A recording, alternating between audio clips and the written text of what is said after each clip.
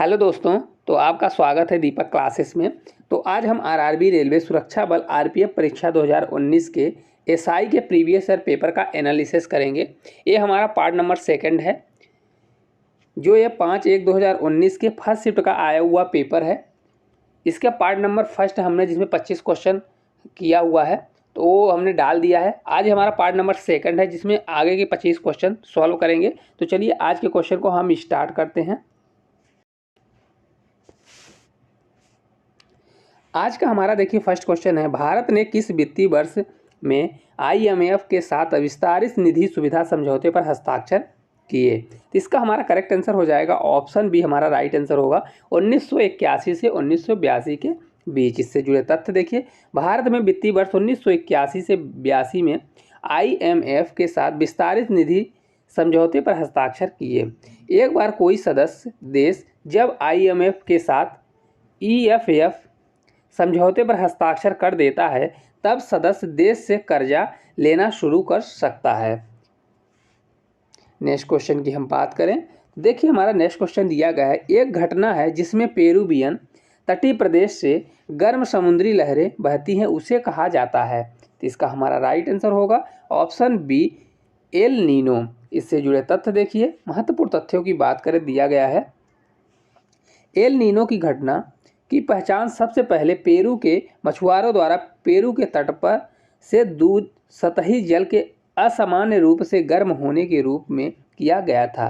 Spain प्रवासियों ने इसे अलग नीनो कहा, जिसका अर्थ स्पेनिश में छोटा बच्चा होता है। अलग नीनो दक्षिण दोलन घटना का सामान्य अधिक उष्ण चरण है, जिसके दौरान भारत सहित विश्व में कई देश क्षेत्रों में आमतौर पर गर्म तापमान और सामान्य से कम वर्षा होती है। नेक्स्ट क्वेश्चन की हम बात करें, देखिए हमारा नेक्स्ट क्वेश्चन दिया गया है। नेक्स्ट क्वेश्चन हमारा है कि प्रसिद्ध खिलाड़ी खसावा जाधव किस खेल से संबंधित हैं? तो इसका हमारा राइट आंसर होगा ऑप्शन बी, कुश्ती। इससे जुड़े तथ्य देखिए, खसावा दादा साहेब जाधव केडी जाधव एक भारतीय खिलाड़ी थे जो कुश्ती से संबंधित थे। इन्होंने 1952 के हेलसिंकी ग्रीष्मकालिक ओलंपिक खेलों में कांस्य पदक जीता था। नेक्स्ट क्वेश्चन की हम बात करें, देखिए हमारा नेक्स्ट क्वेश्चन है, पृथ्वी के घूर्णन के कारण उत्पन्न आभासी बल को कहा जाता है? तो इसका हमारा करेक्ट आंसर होगा ऑप्शन बी, कोरियोलिस बल। इससे जुड़े तथ्य देखिए, कोरियोलिस बल एक आभासी बल है जो पृथ्वी के घूर्णन के कारण उत्पन्न होता है। कोरियोलिस बल के कारण उत्तरी गोलार्ध में वायु की गति की दिशा दाएं और दक्षिणी गोलार्ध में गति की दिशा बाईं ओर बल लगता है। यह बल उपोष्ण कटिबंधीय उच्च वायुदाब पेटी तथा उपध्रुवी निम्न दाब पेटियों के निर्माण में सहायक होता है। अगला देखिए हमारा क्वेश्चन है, एंटीबायोटिक युक्त क्लोरीन जो सूक्ष्मजीवों युक्त मिट्टी द्वारा उत्पादित होता है और जो टाइफाइड बुखार के इलाज के लिए प्रभावी है, उसका नाम क्या है? इसका हमारा राइट आंसर हो जाएगा ऑप्शन बी, क्लोराइम्फेनिकोल। इससे जुड़े तथ्य देखिए, क्लोराइम्फेनिकोल एंटीबायोटिक युक्त क्लोरीन है जो सूक्ष्मजीवों युक्त मिट्टी द्वारा उत्पादित होता है और जो टाइफाइड बुखार के इलाज के लिए प्रभावी होता है। अगले क्वेश्चन की हम बात करें, देखिए अगला हमारा क्वेश्चन दिया गया है, टेबल टेनिस से जुड़ा अंतर्राष्ट्रीय शासी निकाय कौन सा है? तो इसका हमारा करेक्ट आंसर हो जाएगा ऑप्शन बी, ITTF। इससे जुड़े तथ्य देखिए, ITTF international table tennis federation table tennis से जुड़ा अंतर्राष्ट्रीय शासी निकाय है। इसका मुख्यालय लुसाने स्विट्जरलैंड में है। इसकी स्थापना 1926 में 9 यूरोपियन देशों द्वारा की गई थी। नेक्स्ट क्वेश्चन की हम बात करें, देखिए हमारा नेक्स्ट क्वेश्चन दिया गया है, भूमध्य सागर का प्रकाश स्तंभ है। तो इसका हमारा राइट आंसर होगा ऑप्शन बी, स्ट्राम्बोली। इससे जुड़े तथ्य देखिए, भूमध्य सागर में स्थित स्ट्राम्बोली ज्वालामुखी से सदैव प्रज्वलित गैसें बाहर निकलती रहती हैं, अतः इसे भूमध्य सागर का प्रकाश स्तंभ कहते हैं। अगले क्वेश्चन की हम बात करें, देखिए अगला क्वेश्चन दिया गया है, अधिग्रहण और नागरिकता को समाप्त करने के संबंध में कोई भी प्रावधान बनाने की शक्ति किसके पास है? तो इसका हमारा राइट आंसर होगा ऑप्शन डी, संसद। इससे जुड़े तथ्य देखिए, अधिग्रहण और नागरिकता को समाप्त करने के संबंध में कोई भी प्रावधान बनाने की शक्ति संसद के पास होती है। भारतीय संविधान के भाग सेकंड के अनुच्छेद 5 से 11 में नागरिकता से संबंधित प्रावधानों का उल्लेख है।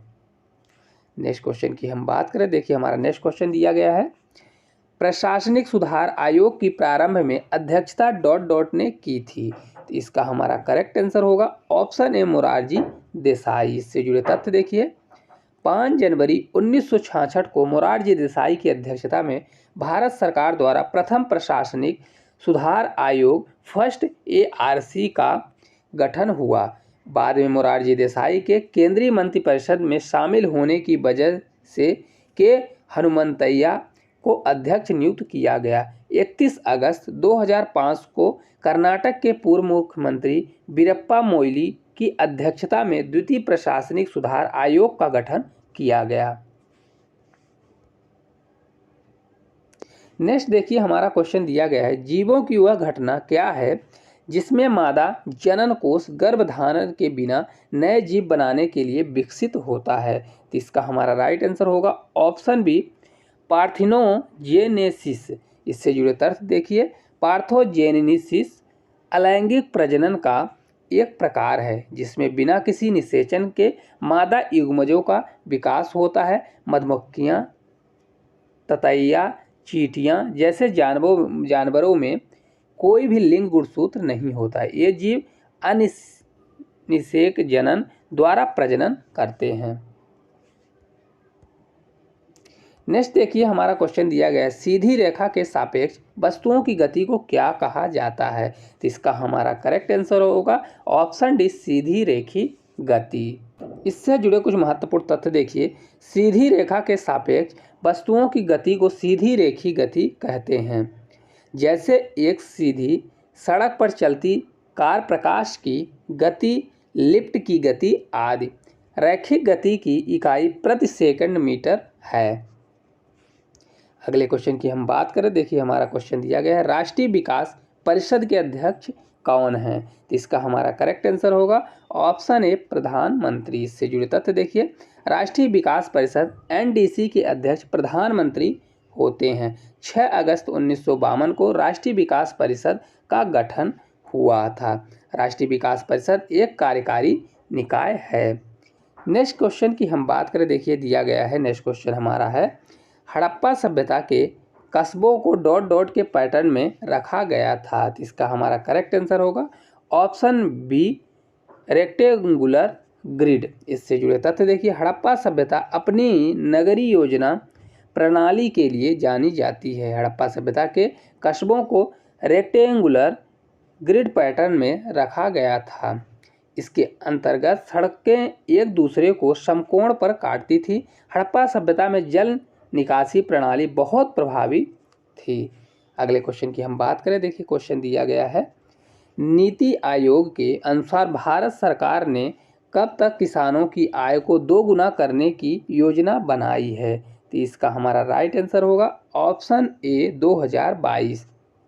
इससे जुड़े तथ्य देखिए, नीति आयोग के अनुसार भारत सरकार ने 2022 तक किसानों की आय को दुगुना करने की योजना बनाई है। नीति आयोग का गठन केंद्र सरकार द्वारा 1 जनवरी 2015 को योजना आयोग के स्थान पर किया गया। नेक्स्ट क्वेश्चन की बात करें, दिया गया, ताप के स्थानांतरण को किस उपकरण से मापा जाता है। तो इसका हमारा करेक्ट आंसर होगा ऑप्शन सी, जो है हमारा करेक्ट आंसर होगा कैलोरीमीटर।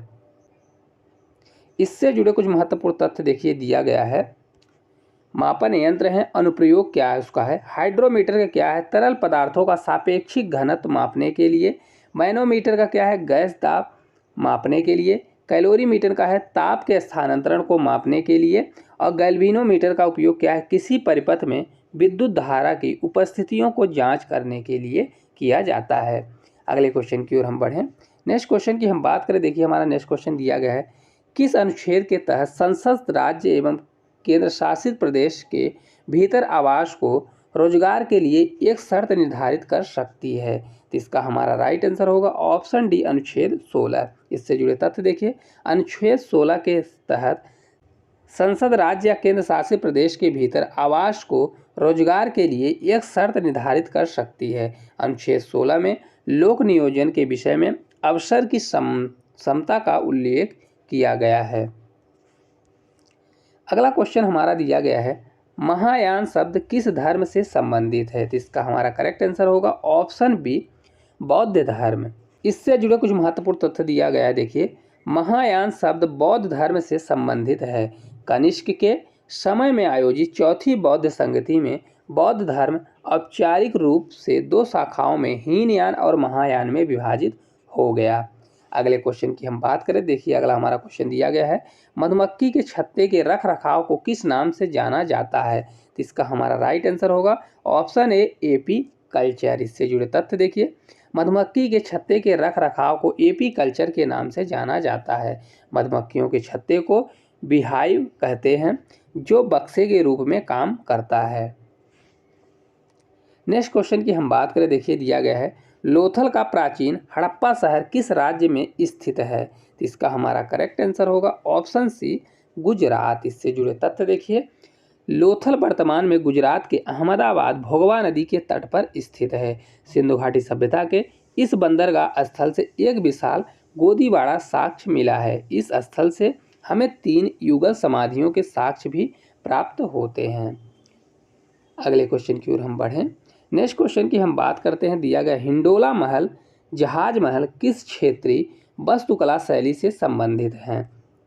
इसका हमारा राइट आंसर होगा ऑप्शन ए, मांडू क्षेत्र। इससे जुड़े तथ्य देखिए, हिंडोला महल जहाज महल मांडू क्षेत्रीय वास्तुकला से संबंधित है। मांडूगढ़ के नाम से जाना जाने वाला मांडू शहर परमार शासक के दौरान समृद्ध हुआ था। इस शहर में इंडो इस्लामिक वास्तुकला शैली के स्मारक पाए जाते हैं।